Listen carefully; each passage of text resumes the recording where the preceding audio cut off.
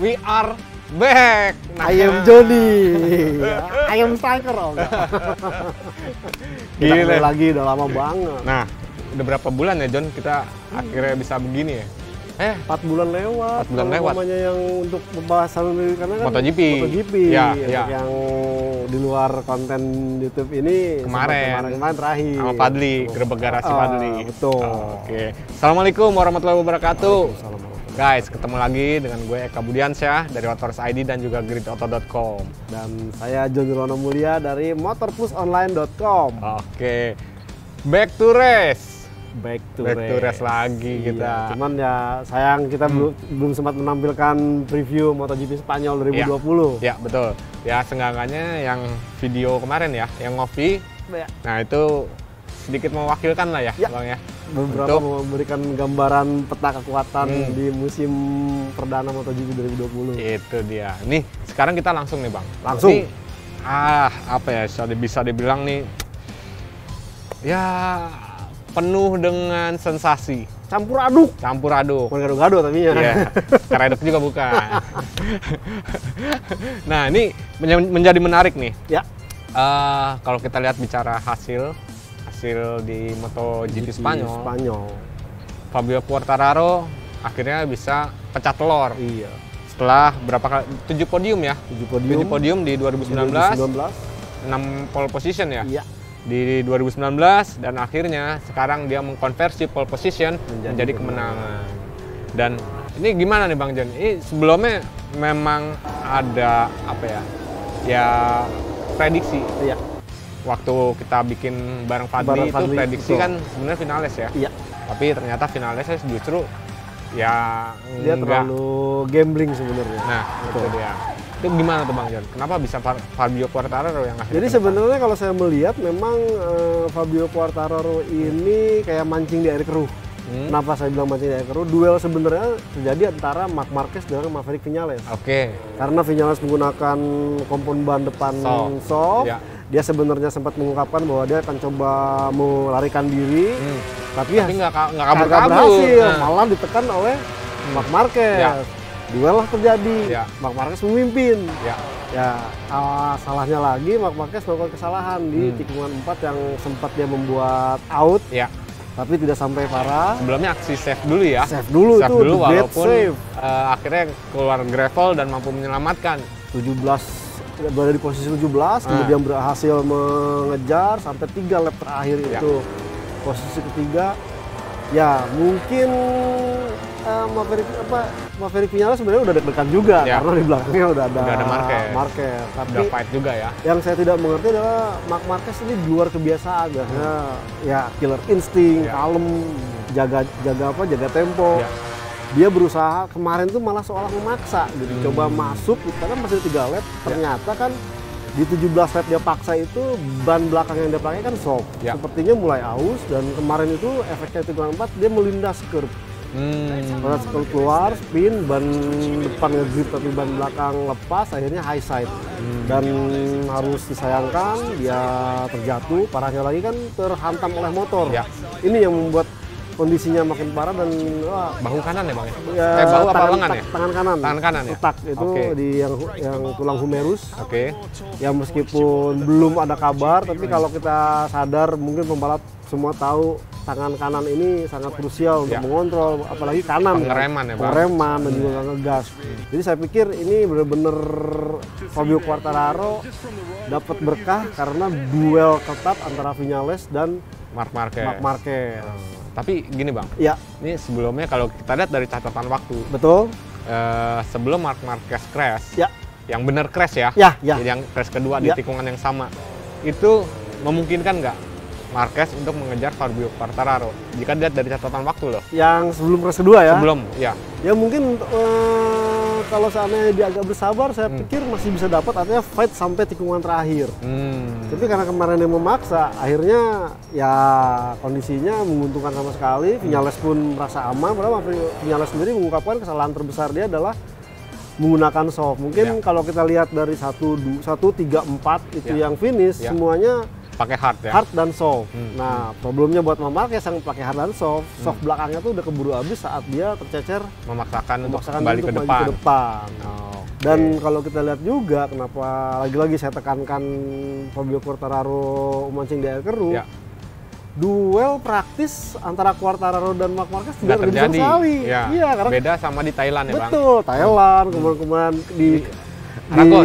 Aragon, kemudian juga di sebelum di Spanyol tahun lalu, kecuali waktu itu kan si Valencia ya. Quartararo-nya trouble. Ya. Itu murni, artinya benar-benar mungkin masih ada apa?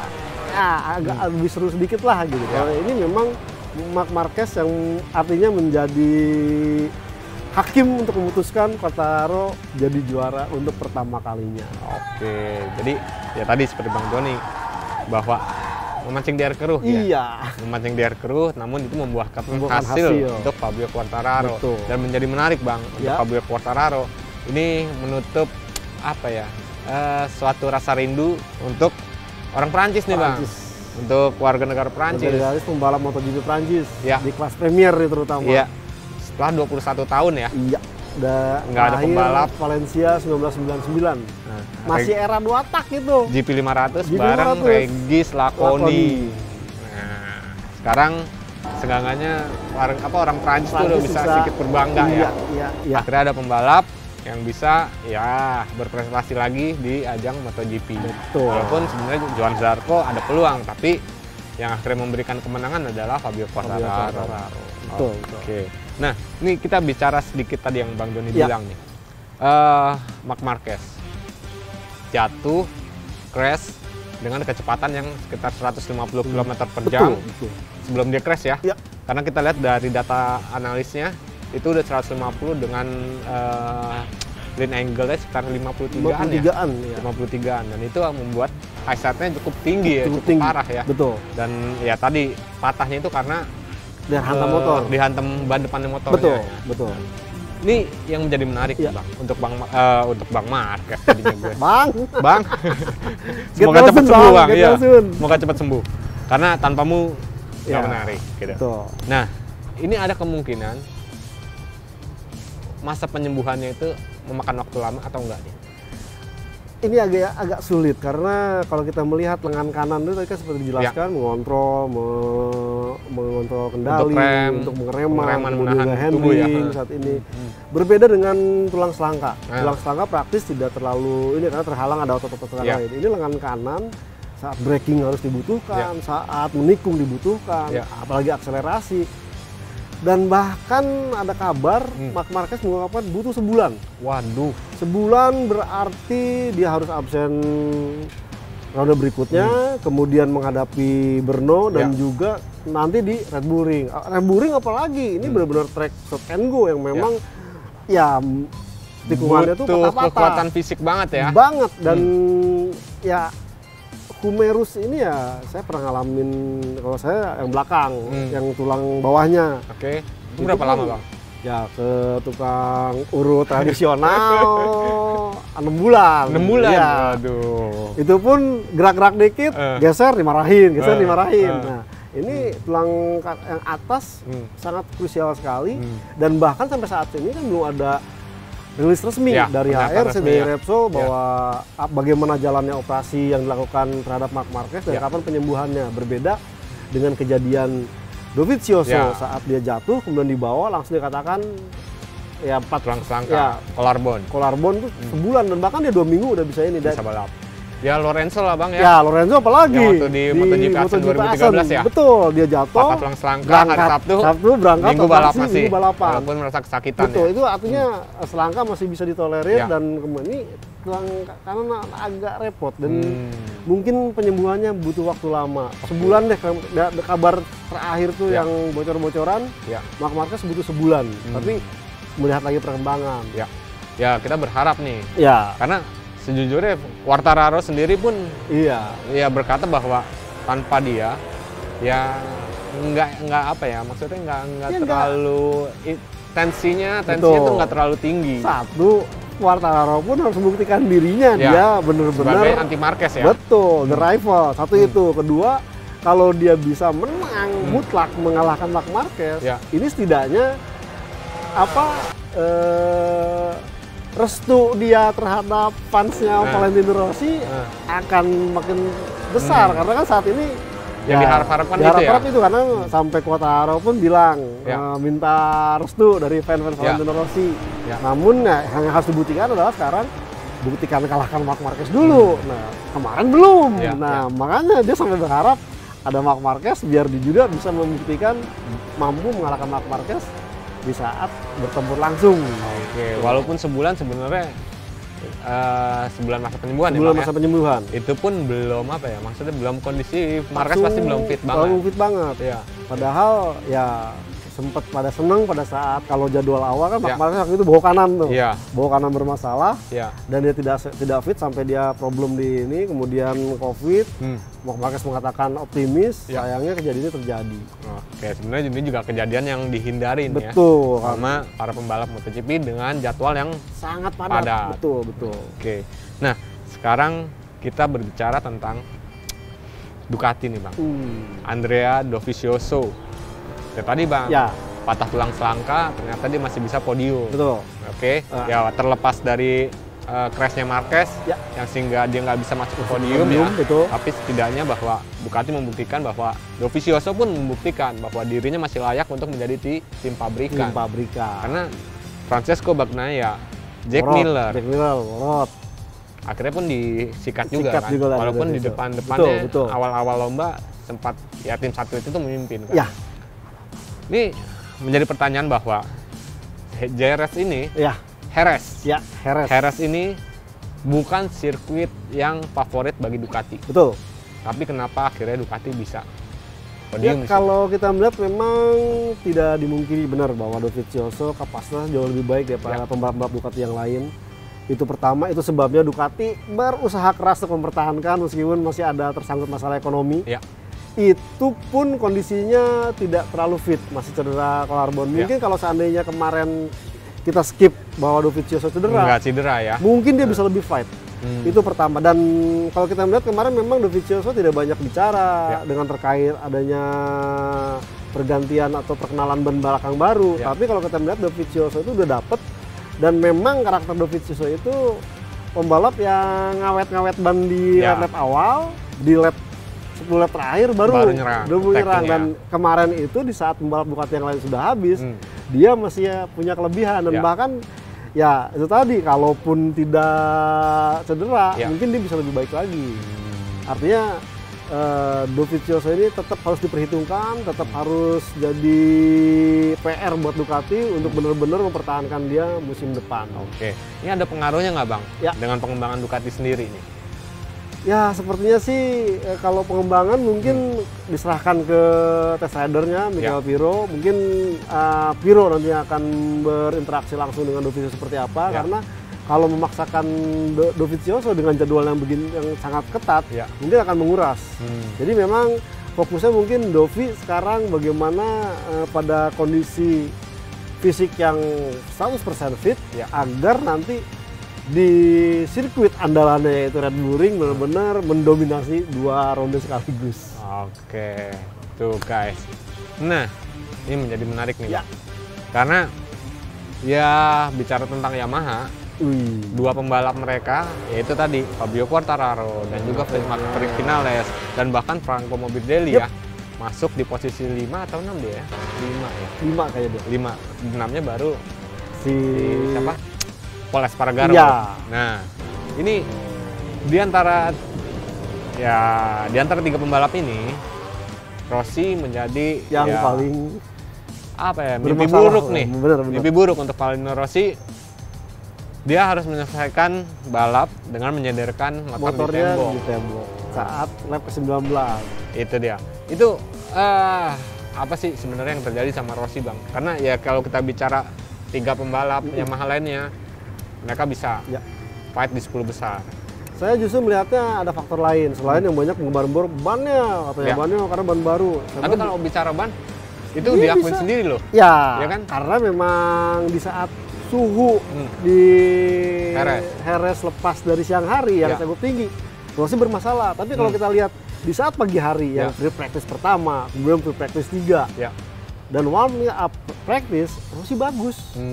Ini memang problemnya adalah kendala faktor di mana dia tidak bisa mengkonversi kemampuan di suhu pada gaya balapnya di siang hari. Itu pertama. Yang kedua memang saya melihat problem di crew chief. Karena David Munoz mau tidak mau baru pertama kali di MotoGP. Itu sebabnya kalau kita lari, kenapa Valentino Rossi selalu konsisten bilang mengungkapkan untuk keputusan ikut tidaknya musim depan, saya harus mengevaluasi di 5 race awal. Apesnya itu tidak berjalan. Nah mungkin kalau mamanya katakanlah sekarang race-nya ideal ronde sebelumnya, berarti kan udah ada 7 ronde atau berapa ronde, sepertinya ini Rossi sudah bisa mendapatkan, atau David Munoz sebagai crew chief udah bisa mendapatkan pemetaan karakter balap Valentino Rossi seperti apa. Nah sementara ini tampil, kemudian kondisi Jerez yang sangat sulit, dan bannya baru sama sekali, artinya di tes pun baru hari Rebo yang saat tes Jerez pertama. Jadi memang agak sulit. Nah sampai mungkin ya saya sempat berandai-andai. Seandainya mungkin balap MotoGP digeser ke pagi hari, mungkin Valentino Rossi masih bisa berbicara lebih. Bukan hanya harus DNF, mungkin bisa fight podium. Jadi sebenarnya ada permasalahan dengan ban ya? Ban, iya. Dan itu diakui oleh Valentino Rossi sendiri ya? Iya. Karena sebelumnya bisa dibilang bahwa Piero Taramaso, ya manajer roda duanya Michelin MotoGP. Dia beranggapan bahwa Valentino Rossi nih yang tidak bisa menyesuaikan gaya balapnya dengan ban Michelin baru, gitu kan. Tapi dibantah lagi tuh sama Rossi itu, Bang. Sebenarnya bukan gaya balap pun sama. Ya apa yang Andrea Dovizioso lakukan, apapun yang Marquez lakukan itu udah dilakukan sama dia. Tapi permasalahan adalah di posisi tubuh, bukan posisi tubuh, tapi postur tubuh. Kalau menurut Rossi ya. Karena postur tubuh Rossi tinggi, motornya compact, sehingga dia agak kesulitan untuk mencari titik keseimbangan geometrisnya. Back balance-nya ya. Itu pertama. Dan kedua, kompon baru yang Michelin tawarkan ini bukan artinya seperti yang diharapkan Valentino Rossi, artinya berubah lebih keras, tapi tetap menggunakan lebih lembut. Ini yang baik itu di karkasnya ya. Sementara gaya balap Valentino Rossi dengan, ya saya katakan berubah, seandainya mungkin lebih keras dan dia bisa menggunakan ya istilahnya karakter Yamaha yang sangat spesial di edge grip saat menikung, mungkin lain cerita.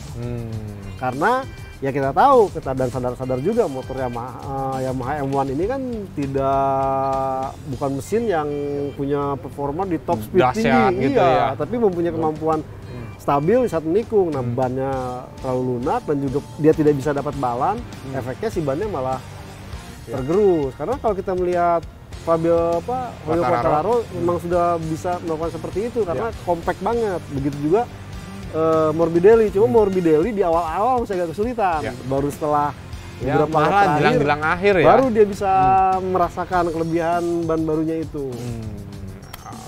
Tapi emang itu judi banget sih, asli judi banget. Ya istilahnya tim satelit main di komposisi ban hard soft, tim pabrikan dua-duanya main di soft. Itu betul. Ya gambling sih sebenarnya. Ya karena kalau kita melihat cukup panas ya, Bang. Iya, free practice 4 di saat itu penentuan untuk pemilihan ban, itu hampir semua rata-rata pembalap tidak time attack ya, artinya untuk ini itu hard soft. Makanya pada saat kemudian Maverick Vinales soft, kemudian juga Valentino Rossi mengikuti Maverick Vinales soft, ini wow. Dan suhunya pun terlalu panas sebenarnya untuk melakukan hal itu. Nah, ini yang menjadi menarik nih, Bang. Ya seperti tadi kita omongkan bahwa kayak Marquez cedera. Ini ada dengan Marquez ya. Dengan Marquez setidaknya ada 3 pembalap ya, Bang ya. Betul. Yang mengalami cedera. Join the club.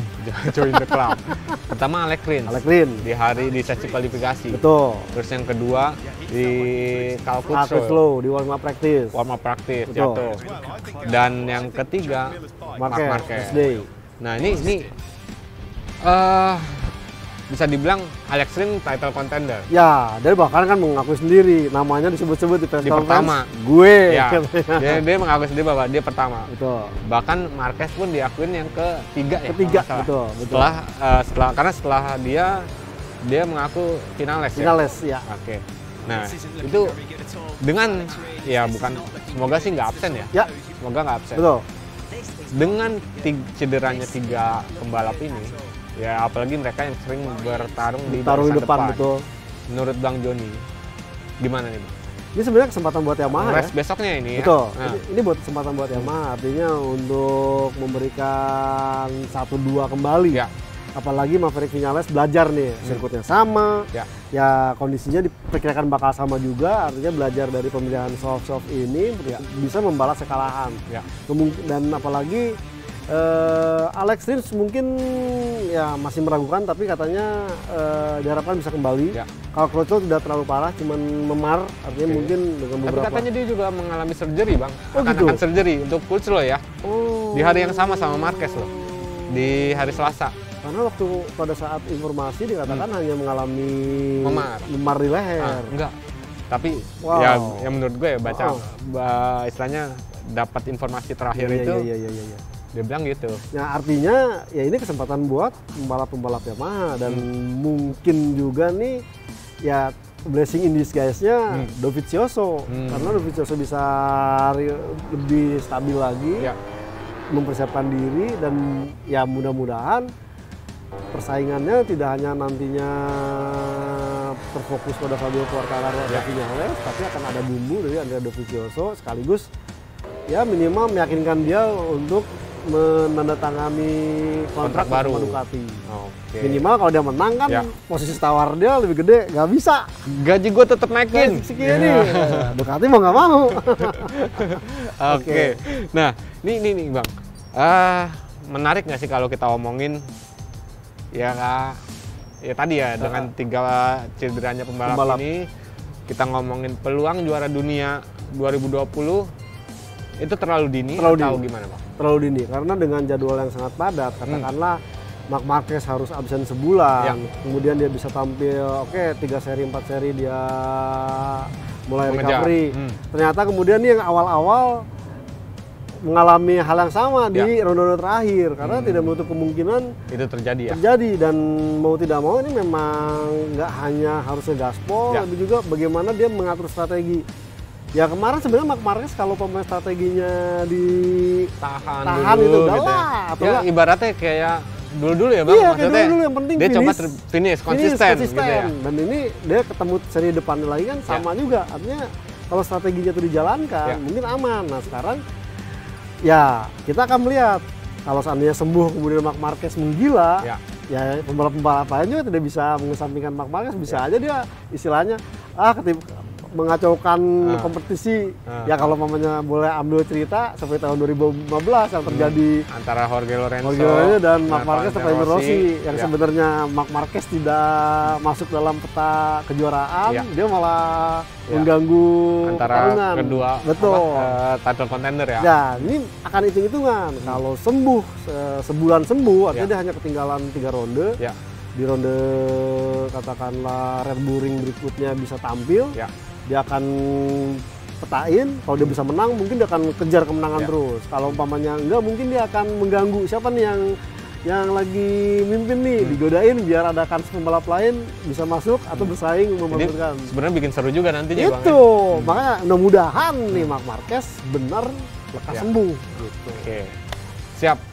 Itulah prediksi kita. Bukan prediksi, review MotoGP Spanyol. Ingatnya prediksi. Iya, wis kita belum nggak sempat. bikin juga. Iya. Utangan ini kita kebayangan utang nih. Oke guys, itulah review kita untuk MotoGP Spanyol 2020. Dan kita akan kembali ke review, prediksi sekarang. Prediksi review MotoGP Andalusia. Andalusia, Pak. Saya Joni. Oke guys. Oke. Ya, nanti kita akan ketemu lagi di preview MotoGP Andalusia. Ya. Saya Kebudiansyah dari Grid Auto dan juga Autorest ID. Mohon pamit. Dan saya Joni Lono Mulia dari motorplusonline.com. Turut pamit juga. See you guys. Sampai bertemu lagi.